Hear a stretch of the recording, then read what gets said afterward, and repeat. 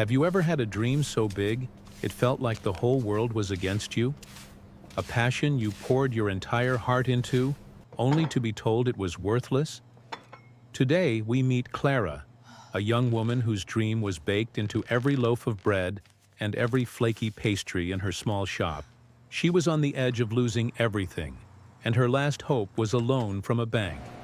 But in that bank, she comes face to face with a cruel rival who tries to crush her spirit. What happens next is a powerful reminder that true value isn't always about money. Before we continue the story, we'd love to know where you are watching from.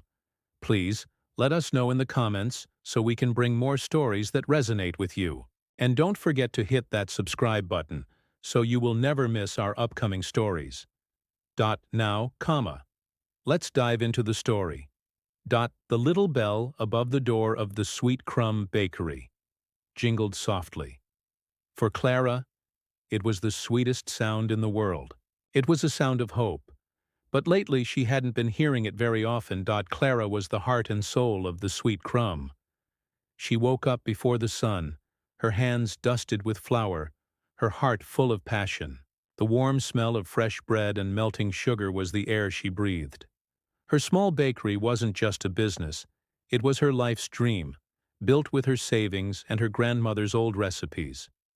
But passion doesn't pay the bills. The rent was late. The big industrial oven needed repairs she couldn't afford. And every day more people walked past her little shop to go to the big, shiny coffee franchise that had opened down the street. Sterling Buns. Today was her last chance. She had an appointment at the city bank to apply for a small business loan. It wasn't much, but it would be enough to save her bakery.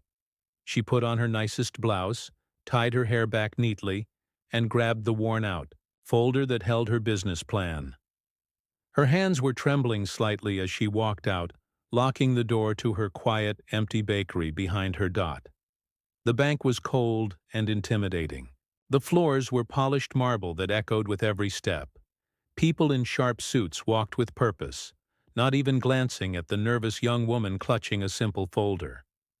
As Clara waited, the main doors opened, and a woman walked in who seemed to own the entire building. Her name was Veronica Sterling. She was the owner of the Sterling Buns franchise. She wore a perfectly tailored gray suit that probably cost more than Clara's entire bakery. Her expression was hard, and she looked at the world as if it was a minor inconvenience. The bank managers rushed to greet her, smiling and offering her coffee immediately. Veronica's sharp eyes landed on Clara, who was sitting quietly in the waiting area. A small, cruel smile appeared on her face. She knew exactly who Clara was. The small, independent baker from down the street was a bug she wanted to squash. She walked over, her heels clicking loudly on the marble floor. "Well, well," Veronica said, her voice dripping with false sweetness. "Look what we have here.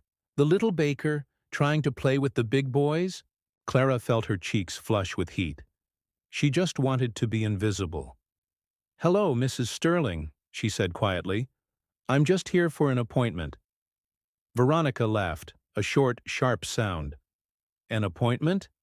Don't tell me you're here for a loan. A business loan requires a business, not a little hobby that sells charity cakes." Just then, a bank manager named Mr. Harrison called Clara's name. She stood up, relieved to get away from Veronica. But to her horror, Veronica followed her right into the office, taking a seat as if she were invited. "I have some business with Mr. Harrison myself," Veronica announced, waving a hand dismissively. "I'll just wait here. Please, continue with your presentation." Clara's heart sank. With Veronica's cold eyes watching her, her confidence vanished. She opened her folder and began to speak, her voice barely a whisper. She talked about her growth plan, her unique recipes, her loyal customers. Mr. Harrison, the bank manager, looked skeptical. He was clearly more interested in keeping Mrs. Sterling happy than in listening to Clara. "Your numbers are very small," he said, flipping through the pages without really looking. "And you have major competition. Sterling Buns is a national brand. How can you possibly compete?" Before Clara could answer, Veronica leaned forward. "Let me answer that for you," Veronica said, her voice like ice. "She can't. The world doesn't run on sentiment and grandma's recipes anymore. It runs on efficiency, on brand recognition. People want what's fast and familiar. They don't want your pathetic little dream." Tears welled up in Clara's eyes. She felt completely defeated. Every word from Veronica felt like a stone, crushing her hope. Mr. Harrison cleared his throat. "Mrs. Sterling has a point," he said, avoiding Clara's gaze. "The bank has to make smart investments, and frankly, this looks like a very high risk. I'm sorry, but I don't think we can approve this loan." Clara's world stopped. It was over. All her hard work, all her early mornings, for nothing. She slowly gathered her papers, her hands shaking so much she could barely hold them. She was about to stand up and leave in shame. "Excuse me." A calm voice came from the office doorway. A man was standing there. He was dressed in a simple but elegant tweed jacket. He looked to be in his late 50s, with kind eyes and a thoughtful expression. He had been sitting in the waiting area unnoticed by everyone. Mr. Harrison looked annoyed. "Sir, this is a private meeting. Can I help you?" The man smiled politely. "My name is Arthur Vance, and I believe you are making a terrible mistake." The mood in the room changed instantly. Veronica Sterling's smug expression faltered. Mr. Harrison's eyes went wide. Arthur Vance wasn't just anyone. He was the most famous food critic in the country. His television show, The Hidden Gem, could turn a small, unknown restaurant into a national sensation. Overnight, Arthur Vance looked directly at Clara, his smile warm and genuine. "This morning," he said, his voice filling the silent room, "I was walking through your part of town, looking for something real, something with soul. I walked into a sterile, boring cafe and had a coffee that tasted like cardboard.